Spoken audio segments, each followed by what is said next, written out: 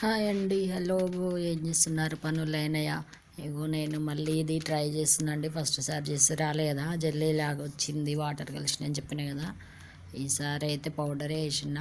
ఇగో శిక్కకాయ పొడి, మెంతి పొడి రెండు ఉన్నాయి ఇందులోనే. పౌడర్ చేసిన శిక్కకాయలు.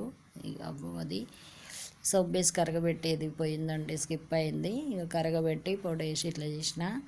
అయితే ఈ రెండిట్లో కొంచెము అంటే ఎక్కువ అనిపించింది నిండుగా. ఆ రెండు తీసి స్క్వేర్ షేప్ ఉన్న షేప్లో వేసిన.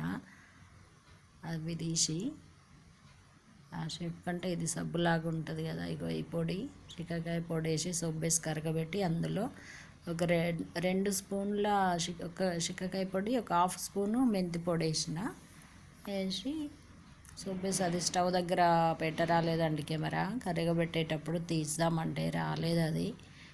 మళ్ళీసారి స్టవ్ కింద పెట్టైనా ట్రై చేస్తా. ఇగో స్క్వేర్ షేప్లు వేసిన, రెండు వేసిన కదా, రెండు తీసి ఒక దాంట్లో వేసిన. ఇక ఇలా వచ్చింది. మొత్తానికైతే సాధించిన.